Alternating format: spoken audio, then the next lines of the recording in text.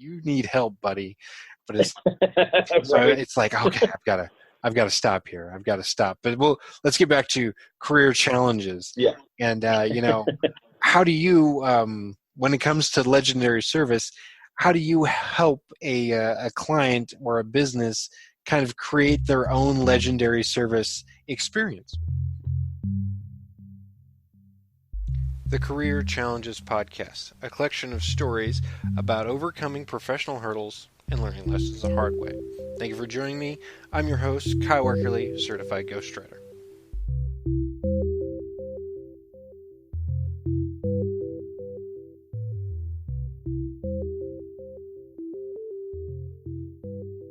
This is the Career Challenges Podcast, episode number 9, and my guest is Jay Richardson. And I want to mention this because it's kind of a high point for me. But you're my first true guest. You're the first person who's found me out of the blue, gone through the questionnaire and set everything up. And even though we did have some technical difficulties before the recording, you're here, and I think that's really awesome. Yeah, and so what an honor for me. Oh well, I'm glad it's an honor for you. That makes me feel even more special. So Jay, why do you tell people to just look left? Well, in today's society, it's tough to find people to help anymore. Yeah. And, there's this concept I've been developing for a long time called just look left, where there are resources available to you that can help you through all situations. You don't have to do this alone. And I want to share the story of how I came across this. I find it to be both interesting, kind of quirky and weird, but funny at the same time when you look back on it. And I was a GM with Starbucks for a couple of years, and I hired this one girl, to save name, I'm gonna call her Margie, and she was a great interview. Had a great personality. The interview went fantastic. But when I actually got her in the job, she wasn't that bright. And I struggled with her. Took us a couple of weeks, system manager, ship leaders, and I, to get her to understand how to use the computer, and they're all pictures. And she had been a Starbucks customer for a long time, so she understood somewhat of how to call out the coffee and all those things. But when she was done with a customer, she would just sit there and stare off in space in front of the register. And she's supposed to, fill coffee, redo the coffee, make sure it's ready, fill condiments, clean tables. She's supposed to do a whole bunch of stuff. And I couldn't get her, in fact, nobody could get her to leave the register and go do those things. Somebody always had to remind her, and then she's like, "Oh, okay, good." I'd be bounced away. And it was, you loved her because she was such a sweetheart, but you also hate her because she didn't get her stuff done, and you always had to remind her. And I got frustrated at some point because we're getting closer and closer to Christmas, and either she's up to speed or she's not. Yeah. So I put this thing in motion for her. I get in front of the register. She's done with the customer. I said, "Look, Margie, we have an issue here in the sense that we can't seem to get you to understand what your role is. So I'm changing your role." "Oh, really? What is it?" Okay. I mean, and it's really that bouncy and bubbly, right? And almost kind of sickening. Yeah. But so I said, "I have one task for you from here on out. That one task for you is to just look left." Okay. Yeah. So there's this back and forth, and I won't go through that because it's funny, but it reminds you of a Benny Hill commercial. Yeah. And this back and forth with her, finally get her to understand. Physically, right now, this second, I need you to turn your head left. So when she finally did that, she's sitting on a laminated piece of paper with a list of resources, a list of things and tasks that she needed to get done, was pasted at her eye level on the pastry case. And she looked at it, read it, and she turned me to the, "Oh, okay, I understand." It was somewhat instant that she recognized and got that the concept. Okay, here's all the things I need to get done. I said, "Margie, all you have to do from here on out is when you're done with a customer, just look left, and everything you need to get accomplished is right there in front of you. You okay with that? She said, yep, good. Okay, so what do you need to do? Okay, remember this. Just look left. Say it with me. So we went through this, got it to the point where when she was done with the customer, we'd take her a split second to get her thoughts, and she'd go, oh, and I'd see her turn her head left, and then she'd bounce off and get things accomplished and get things done, and we ended up still letting her go. There was other issues than that, Okay. But the concept over the years was developed that when you don't know what to do, you're kind of in a rut, you're stuck somewhere, there's always something there available to you.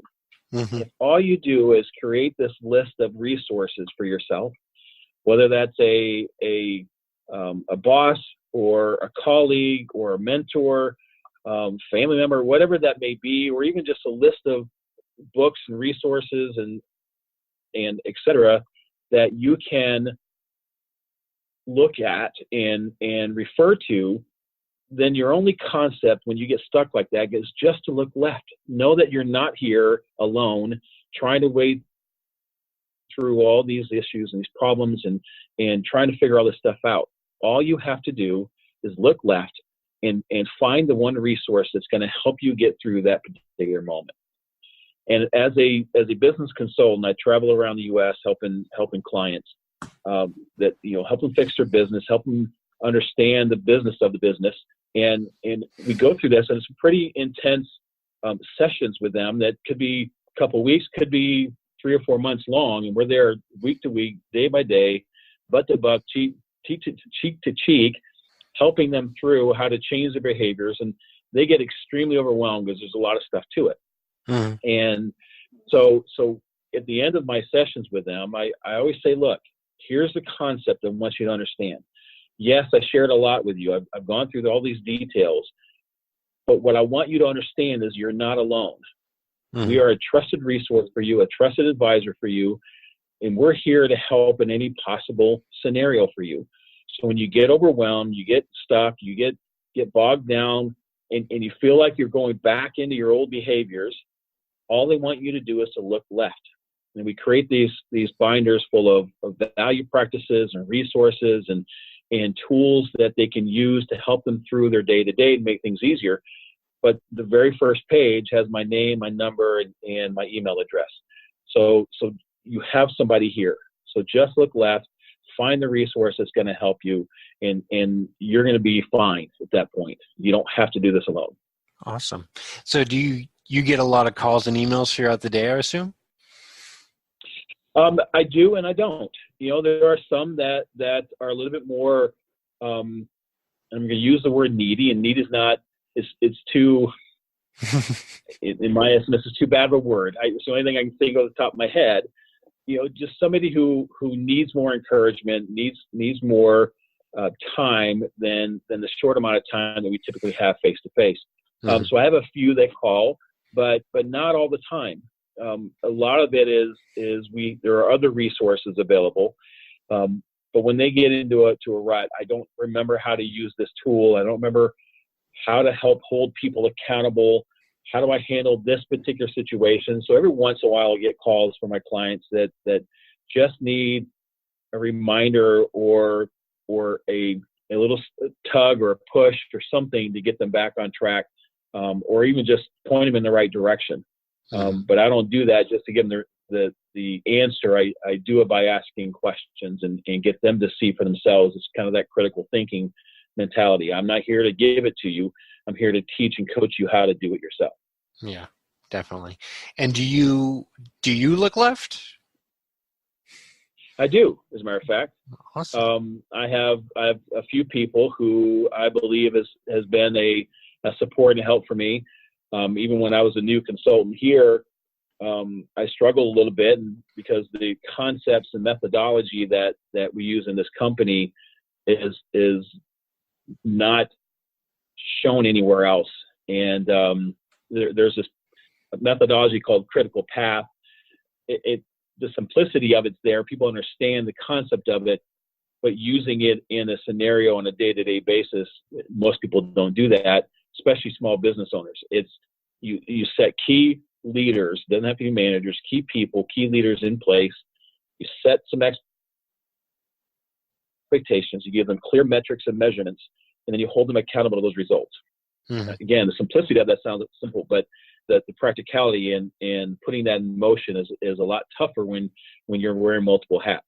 Yeah. So I had early on a consultant who's been doing this a lot longer than me that I use as a resource all the time to make sure I'm still on track. I have a few friends of mine, and my best friend is one of those people that just keeps me grounded in making sure that I'm staying humble and staying true to my integrity and who I am to help these people out. So, Awesome. That's cool. So where you said you work with other consultants, where are you working right now? Can you share that? I can't share company names, but okay. I am actually sitting in a hotel in Midland, Texas. Midland. Oh, wow. I'm in San Antonio. Midland, so, yeah.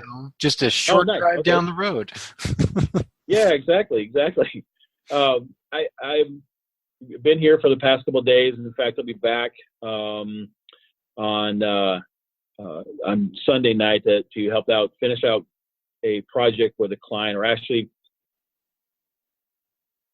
I'm a consultant and I'm a business project manager. So as a project manager, I go in for 3-4 days and I identify all the issues that the business is having and coach and teach them on a few things, but I create a plan that the consultant stays behind to implement. And so I travel all around the United States. I live in Richmond, Virginia, but travel, West Coast to East Coast, from north to south, and currently just sitting in Midland, Texas. Cool. Well, that sounds like a lot of work to do. Yeah. So how do you enjoy that? Do you enjoy the travel aspect of it? The travel is tough, actually. You know, when you grow up and you think, man, I would love to travel and do that for work and be a road warrior, and then you do it and you go, oh my gosh, this sucks. It's I'm on a plane, 4 to 6 different planes every week. Oh, and wow. It can be brutal. It can be tough. There's a positive for me if I fly Delta. I have a faster upgrades than I do any other service, and so it makes it nice when you're upgraded automatically to first class and you can relax and not have to worry about things. If not, then you're stuck like sardines, and next to people are coughing and hacking. Yeah. But like the gentleman was on a plane coming to Midland. What I really enjoy is the consulting part of that. I have always been in my career a trainer and a coach and a mentor, and I have when I reached the status of I say status for me anyway, of being a consultant, all of the struggles and the heartaches of travel, and it's really tough on your body and not sleeping at night, and sometimes you drop at an airport and you still have to drive another 3 hours, and you don't get into the hotel until 2 o'clock in the morning. You got to be up at 6 to be at the client by 7:30, 8 o'clock. You just got to do it, because at the end of every engagement, we ask them to write a letter of satisfaction. Mm-hmm. How did we do? What did you learn and understand and glean from the project? And how did your consultant do?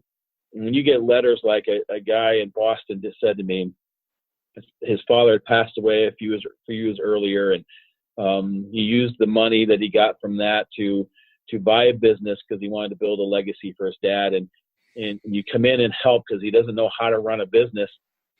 And the letter in the end said, I didn't know that I needed somebody to replace my dad as my mentor until Jay walked in the door. Wow. That kind of statement makes it all better. I'm there to help. When I walk in the door, I am 110% on point for my client, making sure that I'm working 100% for them. Mentioned to you in the email to you that the questionnaire that legendary service is a big part of who I am. Mm-hmm. And the concept behind that is that when you walk away, that everybody is better than when you left them. And it doesn't matter if they're your manager above, your colleagues next to you, or the people underneath you, friends, family, business people alike. You create this memorable experience for them, and which in turn helps you. So when you get stuff like that comes back and they say, thank you for everything you've done, that it makes it all better for the struggles that you go through to get there. Yeah, that's what makes it worth it. It's knowing that you've made that positive impact. Yeah, and you had mentioned that, just those little words that people say about you. When I was going through my ghostwriting certification course, of course we were given these assignments to do, and I got the manuscript and I was writing it, and we had discussed it in class of, what was the best way to approach this said topic or this said author's manuscript. And, I had an idea about it, but I wasn't sure, but I'm like, you know what, I'll go for it. And if she hates it, I'll just redo it. But the notes I got back and was, the best for me. And in my mind, it just really confirmed that, this is what I'm good at. I'm not great at it, but there's something here and I want to develop that. And that's part of what led me on this course. But she wrote in there, you made this manuscript sing.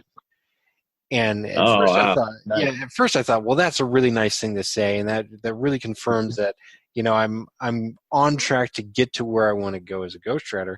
But I've spoken with other colleagues of Claudia Suzanne. She was an instructor who wrote that.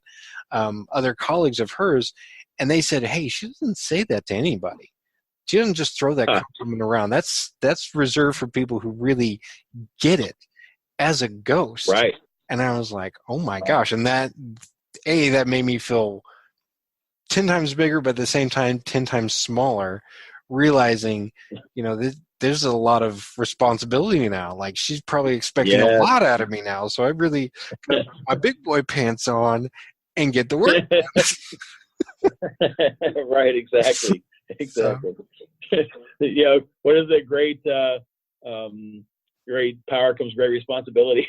Oh yeah, Spider-Man, which they've had to rephrase that about 8 times now because they keep restarting the whole series.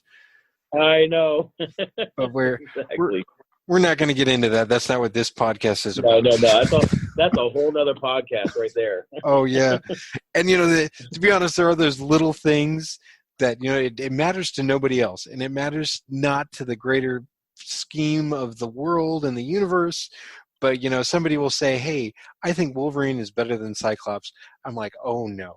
And I've got to rein it in. I could really lose it. And people would start looking at me like, you need help, buddy. But it's it's like, okay, I've got to stop here. I've got to stop. But let's get back to career challenges. Yeah. And how do you, when it comes to legendary service, how do you help a client or a business kind of create their own legendary service experience? Good question. So, the biggest part of this is the first question you want to ask is, what is it you are trying to portray to your customers? What do you want them to know of you, your image, your profile, your status? What is it that you want to accomplish in your interactions with them? Once you can define what that looks like, whether that's building a legacy for yourself or your business, whether that's being the go-to guy, whether that's being the woman who has it all, whatever that looks like, as long as you define what that is, then the rest falls into place. Because, I worked at Starbucks, and a lot of people will laugh at Starbucks because there's one every corner, but one of the things that Howard Schultz did very well when I worked there is that he had 6 guiding principles that he built his business around. The first 2 talked about employees, the second 2 about customers, and the last 2 about business. And he did it in that order, where he took care of his employees extremely well. When you have happy employees will always take care of your customers, and customers will take care of your business because they'll keep coming back. They actually coined that term, legendary service, that seemed to fit who I was as a person, as a businessman. And So once you have defined what it is you want your customers to know about you, the rest is coaching and teaching and mentoring your staff to be that. Because if they do that and they treat their customers with respect and understand and embrace their diversity and love who they are and are at Chick-fil-A, please and thank you, just doing something that simple, right, it makes all the difference, because they don't normally get that anywhere else. So if you coach and teach your employees how to do that, then they will be happier. They will be willing to do it for you and for themselves, for your customers, and the customers will continue to come back because they crave it, they want it, they desire somebody to be that for them, because nobody else is. It's like a magnet. So as long as you define that direction, what you want that to be, and you coach your employees, then the rest falls into place pretty easily. All right, that's great. So from what I understand, how you're explaining to me, you show up, you assess how the business is doing. Am I right so far? Yeah. Okay. And so then you go on and you set up whatever your project is going to be for the consultant. So has there ever been a moment where you kind of assessed the business and you just stopped and went, oh no, this is bad? It bad for the project, or bad for the customer that or the client that they're not in good shape, you mean, or what? I guess bad for the client. Like, you realize it's a lot worse than what they made it out to be. Oh yeah. Well, so I've been there many a time. And a lot of that's it's a surprise. You just don't know until you get there. So there's a process that we go through. Our company is pretty tight knit. Where we have a sales call, we have a salesperson who walks in the door the next day. If they sell the opportunity for somebody to come in and talk to you, then an analyst comes in a day or a day and a half and goes through your finances and shares and finds issues that we can probably fix, and to tax strategies, to consulting time or whatever. And then the very next day, we have a project manager and consultant comes in. So it's pretty tight, bam, bam, bam. Mm-hmm. And we are getting just a quick snapshot from the analyst of what's really going on. They see the financials, they see some maybe tax returns, they see what's going on a little bit over the past couple of years. But when we walk in the door and start asking questions and start diving into the details of the business, we go through a process. It's going to sound pretty ominous, and it really kind of is. It's called blood walling. Oh, wow. And it's pretty ominous, right? Yeah. But you've heard the phrase "death by 1,000 cuts." Yeah. The Japanese in battle, they can't. Sorry for being so gross, but they can't kill you with one blow. It's not as easy to do that, especially with another skilled fighter in front of you. But if they slice you 1,000 times, and there's more apt to die from 1,000 different places. Well, businesses are struggling with that. This one cut may only be $1,000 a year issue, but if you've got 100 of them, that's a pretty significant amount.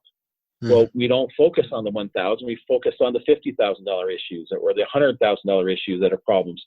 Never on the smaller ones, because those aren't the biggest fires. Mm-hmm. But those are the ones you're going to die from. And in the blood walling process, what we do is we ask 3 questions. The first one is this issue, we call it undesirable effects, UDEs. Is this issue costing you money? There's only yes or no answer. Mm-hmm. If it is costing you money, how? Mm-hmm. It could be in labor costs, could be in repair costs, could be in loss of revenue, could be even reputation. Whatever that looks like, you identify how it's costing you money. And then you take each one of those hows and you ask the question, how much in each of these areas is it costing you? But you go through a very specific, how many times is this happening? Is it every day? Is it every week, every month?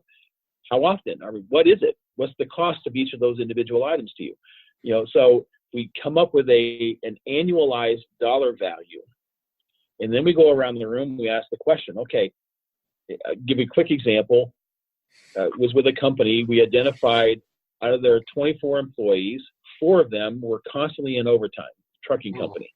Uh-oh. And those 4 employees were costing them an additional $110,000 in salaries, or in labor, just for those 4 people. Well, that's a big issue. And they don't realize it until you actually put it on the wall. And I went around the room and I asked the 3 owners and a couple of the managers, and said, do you agree that it's a $110,000 issue? A couple of them said yes. Another one says, well, I don't know if it's that much. Okay, well, how much do you think it is? Well, I think it's probably only 50,000. Okay, so I crossed it off and said 50, and I went around the room again. Do you believe it's at least 50,000? Yes, yes, yes. All the way down the line, all 5 of them said yes. Okay. Now, I did that not because it's $50,000 or $110,000. It's the agreement that I'm looking for. Mm-hmm. As long as they all in the room at the same time, this is your leadership team, they all agree that it's at least a $50,000 issue. Now it's a very tangible issue. It is something now that we all agree is a problem that now we have to fix. And then we ask the next question is okay, so if we fix it, how are we going to measure it? Mm-hmm. Well, overtime is pretty simple. My baseline now is I'm averaging 10 hours a week in overtime per person, and my goal is to be 0. Okay, so every week I ask the question, did you hit your goal? Mm-hmm. Well, it's either yes or no. No, I didn't. Okay, is that acceptable to you? Well, no, it's not, but this happened, that happened, we had to do this, we had to do it. Okay, those are all valid reasons. I don't call it out as being excuses, but they're all valid reasons, but it's not the question I asked you. Is that acceptable to you, that by not hitting your goal, you're still losing me that $50,000? Ooh, ouch. Now it becomes a smack across the face. Well, no, it's not acceptable. Okay, then what are you going to do to fix it? It's not me. It's you. It's your issue. You're causing the overtime. So what are you going to do to fix it? Well, I'm going to do X, Y, and Z. Great. So next week we ask the question again. How'd you do? Did you hit your goal? Well, no. Is that acceptable to you? No, but we did this. Okay, valid reasons. You acknowledge the valid reasons, but it's not what I asked you. Is this acceptable? No. Yeah. You continue in this loop over and over and over again until they finally realize that there's nothing acceptable about missing your goal. Mm-hmm. So now we track. So we're tracking this every single week. We have to be at our goal. Whether we can reach and obtain the goal is not the issue. Is that we're trying to work towards that goal every single time. Mm-hmm. And then from there, now we can set some clear action items on how we're going to fix this issue. Now, what we typically do is we go from understanding the issue. Oh, crap, this is a big issue. It's $110,000. It's $50,000. Let's go. We're going to do it. We're going to fix it this way. We're going to do this. We're going to do this. We're going to do that. Well, that doesn't work because we automatically jump to the solution. Mm-hmm. I need to measure how we're going to track whether we're fixing this first. Let's identify the tracking first, and then we go into action items.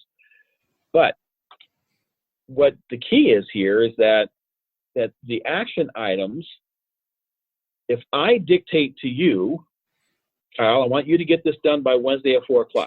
Yes, sir. And you say, okay, all right. So Wednesday at 4:00 rolls around and you didn't get it done. Who do I hold responsible? Well, me, obviously, yes. Well, that is the obvious thing, but that would be wrong. I don't hold you accountable, and the reason is because that task was on my to-do list, not on yours. Oh, okay. I'm the one that gave you the task. I'm the one that told you the day and the time to get it fixed. It's my list. If you don't get it done, the only person I can hold responsible is me. Huh? Now, if I flip this around, I say, Kyle, do you agree that this is an action item that we need to do? Or what is the action item? You gave me the action item. When are you going to get that done? Now, if you say Wednesday at 4:00, now who can I hold responsible? Now I can hold you. Right. Okay. It's a flip-flop of mentality that there's an ownership here. If I give the task, the day, and the time to be done, then I own it. If you do it, then you own it. Now I can hold you accountable if it doesn't work. But the pinpoint of that is when we're actually figuring out the day and the time, if I say, when are you going to get that done? And you say, Tuesday or Wednesday. What is it, Tuesday or Wednesday, Kyle? Well, probably Wednesday. All right, is it probably Wednesday or is it Wednesday? It's Wednesday. When and Wednesday? Well, sometime after lunch. Well, after lunch, society says from noon to 6. You got 6 hours there. Which one is it? Well, probably 4 o'clock. Well, is it probably 4 o'clock or is it 4 o'clock? Until you get that person to say Wednesday at 4 p.m., then now you have a something to hold them accountable to. So when we go through this process, when we walk in the door, we're identifying these issues. Tell me what's wrong with your business. You know, your profits are down, or you didn't make any profits, or it's not where it should be, but you're saying your quality of work is at an 8 or a 9. Those two don't match. What's causing that issue? Well, here's the issue. Mm-hmm. If we total those out and actually do this blood well process, then it becomes easier for us to help them, to coach them how to fix and track the issues. But we're getting everybody on board. And in this process, it takes the emotion out of trying to hold people accountable, because you're holding them accountable to what their agreement is and whether that's acceptable that they didn't hit their goal.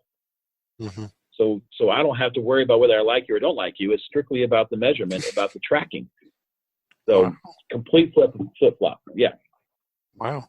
That's awesome. I never would have thought to approach it that way. Well, when I told you that earlier, that becomes overwhelming for people. Yeah. Now you see why I developed this look left mentality. Yes. That it becomes so, it's different than what most people have thought of and done, but the concept works so well because you got a lot of people. Like, in fact, like the client I'm with these past couple of days, he's such a nice guy, but he's a pushover, and he doesn't know how to hold people accountable, and that's typical. I got into business because I know how to do the job or the task bigger, better, or faster than anybody else. But now when I've had to hire people, I don't know how to manage them. I just did the task. I knew how to truck drive. I know how to do this. I knew how to pour concrete. I don't know how to manage people, but I have to because I'm getting busier. Mm-hmm. Okay, well, now because you know how to do that, you need somebody as a resource to help you through, and it becomes very overwhelming. But once you get the concept, it gets easier and easier every time you do it. And from there, we have a guarantee. It's a 2-to-1 assurance. For every $1 you spend on me, we guarantee within the next 12 months you're going to get at least $2 back in return. And most of our clients are 3 or more. So, wow. So yeah, if we go through this process and you're hitting on every cylinder and you're holding people accountable, there is absolutely no reason why your revenue doesn't increase and your profits increase and your gross margin expands and things just keep happening and happening and happening. And then what we do through this process is we tie this all back to a quality of life change. Mm-hmm. If we fix all these things, what are you going to do now? Well, I'll put it back into the business. No, I already said the business is fixed. It's done. You don't need to put any more into it. It's working on its own organism. What are you going to do? Well, I want to buy a house. I'm going to go on vacation. I'll spend more time with my wife or my kids or this or that. Okay, great. So we write that down, and I ask the question, is this a must-have or a nice-to-have? Do you really need, going to hunting every weekend? Well, not really. Okay, and I cross it off the list. Well, I don't want to. No, I like to do my hunting. Okay, then is this a must-have or a nice-to-have? No, it's a must-have. I need it. Okay, then let's keep it on there.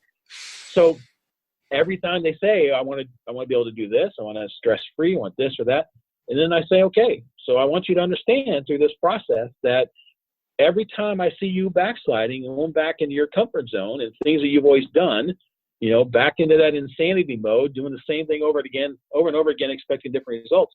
When you go back in there, I'm going to take you back to this list, and I'm going to ask you to cross off whatever one you want to cross off. Mm-hmm. Well, why would you do that? Because you're not fighting for it. It's not a must-have. It's a nice-to-have. If it's a true must-have, then nothing, absolutely nothing or no one is going to stand in your way to change your quality of life. Mm-hmm. So when we go through these projects, it's not to help them fix their business. It's to help them realize their goal is to change their quality of life. Wow. But it's overwhelming because it's different than what they've expected. Yeah. So then, look left. So yeah, exactly. Awesome. Awesome. So I just forgot. You mentioned something. I was like, oh, I wanted to go back to that. Yeah, that's what it was. Okay. You had mentioned keeping them accountable and, working through it and doing the blood walling. It's like if I had known that mindset or that approach when I was teaching, I think it would have served me a lot better because I taught middle school for a while. And it just got to the point where, like, I was so frustrated with the students because I'm like, I understand what I needed them to do. And, we released on amicable terms. And it's like, but they didn't want to do that. And, I thought the carrot and stick approach would work better, but, obviously not because they're middle schoolers. And, the kids today they don't think that way. And so I was like, well, Right. What do I do? Of course, now I feel I would have a good answer to that. But, of course, I don't want to go back into teaching, but still. Yeah, exactly. and now, today's society, that's not a good routine anymore. No. So. Well, good. I mean, what's interesting is this concept of accountability and even blood walling process. It rolls over even into your personal life. Yeah. Mind you, do not do it for your wife. No. It's not a good idea. But I actually helped one of my kids who struggled. That she works for Chick-fil-A, and she's a trainer for them. She got suspended for a week. She was a good employee. She does great things, and they love her, but she got suspended for a week. And I said, why'd you get suspended? She said, well, I was late a few times. Well, they don't suspend you for being late a few times. How many times was it? Well, it's 31 times. Oh my gosh, really? Wow. And it was kind of a period, well, in 60 days. Oh, I'm surprised they didn't fire you. Yeah. So they like you enough to keep you around. And I instantly jumped into this business mode of, how much this is costing you. and we went through this process to figure out, and she was pretty astute. She's only 24, but she was pretty astute and figured out that there is a cost associated with this, and what those reasons or what those specific costs were came out to be almost $15,000 a year that it was costing a combination of her and the business for her being late. Wow. Those times that she continued down that same path. Now that was an eye opener for her. My gosh, that because it gets this buy-in thought process. I didn't realize it was that bad. Well, now you do. So now it's tangible. We got to fix this, right? So it helps with a buy-in process. Well, we went through this. So how are we going to measure this? Well, I guess I'll put it on my calendar every day and make sure that I'm tracking that. Well, perfect. So we said, and how are you going to report that? How are you going to let somebody know that you're doing okay every week? Well, I guess I'll send you a text message when you're on the road. Perfect. So after that, I said, now, how are you going to fix this? Well, I just have to get up earlier. How's that been working for you? Well, it hasn't. Okay, then is that going to work for you now? Well, probably not. Okay, then what are you going to do? Well, I need to figure out how to hear my alarm better. Okay, what's wrong with your alarm? Well, it's my phone, and my phone's not loud enough. So then what are you going to do? Well, I guess I need to get an alarm clock. Do you guess, or do you think you need to get one? Well, I need to get one. Okay, when are you going to do that? And this, when I went through the scenario of, is it Monday or Tuesday? It's probably Tuesday. That's who I went that with. Went through that process with, and when she came up with Tuesday, she gets off of work at 3:30. By 3:45, she's going to get her routines, get food, and sit down and eat for a few minutes.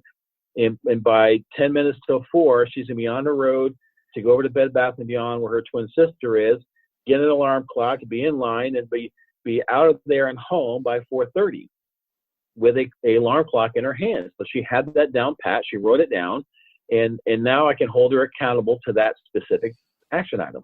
And she had a few other ones that we had on the list. And I kid you not, Cal, from the 9 months almost to the day, she'd been sending me responses, and when you get so busy, I don't see them all the time. But I asked her, okay, let's review where you're at. Not one time in 9 months was she late. Awesome. And it's because she saw this.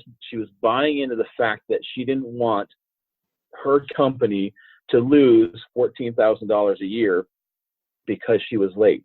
Mm-hmm. She didn't want to let them down. So she created those action items and she tracked herself. And 9 months later, she has not been late since. So, Awesome. and we went through this process to help her with other things that she used in the business as a trainer. But it works on a personal level just as much as it does on a business level, because you're getting this mentality of accountability, not only for yourself, but for other people around you. Awesome. That's great. And so you help companies, you work them through this process, and obviously if they could do it for themselves, they wouldn't need you. But what is one thing you wish they knew before they called you guys? What is one thing that I guess would make it easier for them to implement this system? That's a tough question to answer, because there isn't anything that they would know. And again, it's because when they get into business, I don't even know what the percentage is. I think it's probably go to 80 to 85% of the people out there get into business, small businesses, because they've been in the industry or they've done it before and they know how to do it and they just don't want to work for anybody else. But they just don't understand the back end process of how to manage the business behind the scenes. They're just going by hook or crook. Even something as simple as, when it comes to bidding, most people have a shop rate or a labor rate that they pass on to the customers. And it's time and materials. They do a markup on materials, or they do a markup on the labor, and they hope that markup is going to pay for all the expenses, keeping the lights on, the rent, all that kind of stuff, and hope at some point they're going to get a profit.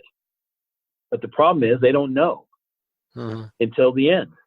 Yeah. But if in the beginning, we teach them in the beginning, so how about you figure out your direct costs with direct labor costs, your direct material costs, your direct outsourcing if you're having somebody else do the job, your direct shipping and handling costs, and any travel you have associated with that. Those 5 categories, if you know your direct cost, dollar for dollar, then you add in what we call an overhead factor. It's a little bit of percentage to help pay for the lights and the rent and all that for every job. And then you add in a profit. How much profit do you want? 10%, 20%, 50%, whatever that looks like. Once you total all those up, then you have a bid that you can pass on to your customers. But you don't have to hope and think anymore whether or not you have a profit. You have a profit manufactured into your bid. But they don't understand that concept. And the reason they don't is because the person before them or the competitor is charging an hourly rate or a markup on the materials or this or that, because that's the way it's always been done. And we get into this rut of, well, it's always been that way. Well, does that mean you have to keep it that way? Yeah. Well, yeah, that's what society says. Well, society is wrong, so, True. It's just, so it's tough to answer that question. You'd want them to know a whole bunch of stuff before you get there. But if they did know a bunch of that stuff, then you wouldn't be there in the first place. So the biggest thing that you hope when you go in there is that they're going to get this and understand this concept that you're trying to share with them and teach them.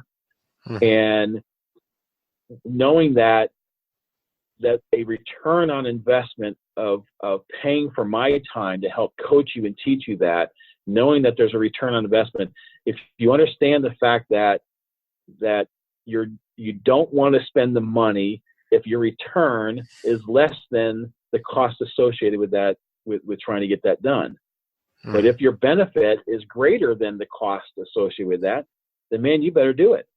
Especially if you got a 2-1 assurance that guarantees that at the end of 12 months, you're going to have $2 back for every dollar you spent on me. Who wouldn't want that kind of return? Definitely. And some people, it's hard to get them out of that, the mode of, oh, the money. I don't have money now. Yes, but I'm showing you and I'm proving to you that we can manage this. We have a cash management tool. We can help you see how to manage your money. We can help you see what your break even is in your business. We can help you see how to hold your teams accountable, have them working for you harmoniously together to produce a profit. How we can help you get to this point where you're controlling your business, controlling your expenses and your finances, that you're being able to act on the information that you're receiving. We can teach you how to sell properly for the business and put the right bid in there to track how much you're getting in as a bid. We can help you figure out how to do your tax strategies and tax avoidance and entity restructuring. We can help you understand that you need a well-organized organizational system in place and keep it well-oiled. And we can help you reap the benefits of the rewards for that. Well, if we can set those, help them understand those things, that's the functions of an owner. Mm-hmm. Those are the 6 functions of an owner. If you understand the fact that your investment is to teach you how to do that, those 6 things, man, you are going to skyrocket to the top in your industry because nobody else is doing that. But trying to get them to see ahead of time, I wish they would know this. Mm-hmm. It's a tough thing because there's so many things, and every person is different. Mm-hmm. Now, there's some basis for understanding the business of the business. And you understand that there are 3 functions of business: a sales part of the business, operational part, and a financial part. The sales is getting the work in, the operations is getting the work done, and the finance is getting paid for the work and keeping track of it. As long as the 3 legs of that stool are equal, then the profits that are sitting on top of the stool stay there. They won't fall off. They won't go to somebody else, or it just continues to grow and build. But if any one of those legs are shorter, then that money goes to someplace else. Yeah. Or it's not even coming your way because it's not going to stay. So if I can get them the concept of what those 3 things are, then they're more apt to understand that everybody has to work harmoniously together. Mm-hmm. But they just don't know that. And a lot of people will fight and say, well, my business is different. It's this and this and this. Well, do you get work? Yes. Do you do the work? Yes. Do you get paid for the work? Yes. Well, then you're the same. So you can't tell me you're different. Yeah. It's widget is a widget is a widget, right? Yeah. Doesn't matter if it's service or an item. So again, long story short, it's hard to answer that question because we wouldn't be there if they did know even a portion of that. Wow. I never would have thought of that. Yeah. That's awesome. So, Jay, what's next for you? You're consulting businesses, but is there anything on the horizon for you? For me, yes. What I'm looking for on a personal level is to take it solo, quite honestly. Mm. You work so long for other people. So here's why my thought is going this direction. I had one of my clients. He was I was only there for a very short time, but I taught him so much, and he was one of the ones that needed to understand this just look left mentality. And because he even said to me, I'm fearful when you leave, what am I going to do? And but through this conversation, I really got to know him, because sometimes you're so close with your clients, you get to know them as friends, and I count him 100% as a friend. His name is Andy, and he looked at me one day and he says, "What's the matter with you?" I said, "What?" I says, every day you're in here, you're coaching me and you're holding me accountable to stop. You're stopping me when I'm in the middle of a conversation because you think I'm going down the wrong path, and you're telling me all these things about my business and how to manage and run a business. What are you doing? Well, I'm here helping you. Yeah. Yes, and that's what he did. And he challenged me. If you're teaching these people every day, all day long, on how to run their business, but you haven't done it. Yeah, you're right. I haven't. I've done it for everybody else. And so for me, it's a matter of going solo. and to the point where it's all me and nobody else, helping other people. My sweet spot is family-owned businesses that are 5 million or 3 million and under in revenue, and because I'm a family guy. I have 7 children. They're all 19 and older. Yes. Are you sitting down? Are you yes, okay? I'm sitting down. Oh my gosh. Get this out of the way. Yes, I know what causes it. We didn't do anything about it. I'm not Mormon. I'm not Catholic. So, so when I was a teacher, I had to introduce myself that way, but because that's all the questions were coming out. But so I've got family. I've got things I got to do. I got a lot of responsibilities, but this mentality that I'm doing things for everybody else. What am I sharing and coaching my kids? What am I teaching them? Yeah. To continue to work for somebody else, or am I going to coach them, mentor them like I have been to take charge of their own destiny, their own direction, and take charge of their life when I'm not doing it myself. So what's next for me is I'm developing a website. My ultimate goal in life is to be a public speaker, to teach on these three concepts: the just look left, the legendary service, and accountability, and everything coming full circle. And so I'm getting to this point where enough people know who I am and understand what I've done for them and help them out. But now it's a matter of putting that into practice and finding a way to launch this on my own, so that the benefits are for me, rather than benefiting the company I work for. Awesome. So if somebody were to listen to this podcast and thought Jay Richardson is the guy I need to get in touch with, I'm a family-owned business, 5 million and below. He seems like the right guy for me. How would they get in touch with you? They can send me a text message, send me make a phone call, or send me an email. I'm working on the website. Otherwise, I'd have that there too. But I'm assuming I'm okay to say my phone number and email address on here. Yes, go ahead. So phone number is 804-248-6243. Please know that my voicemail says if I'm with a customer, I don't answer because I'm focused on that customer.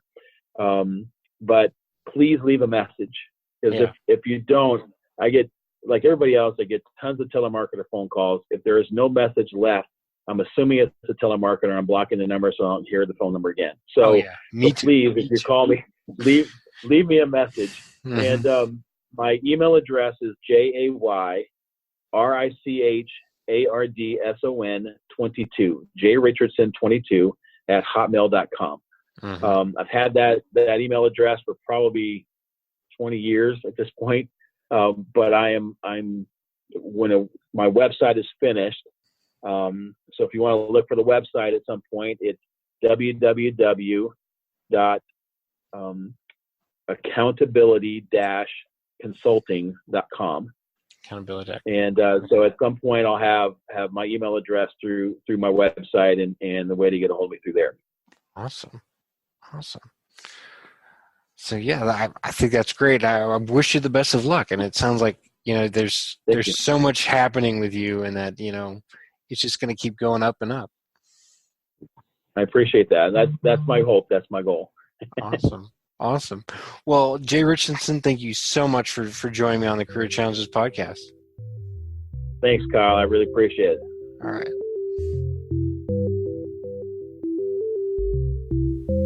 Would you like to be a guest on the Career Challenges podcast? Visit thecareerchallengespodcast.com to find out how you can share your story. Eager to share your story with a wider audience and enhance your brand? Visit weckerlywriter.com. That's WECKERLYWRITER.com to discover how you can begin your author journey. What are you waiting for?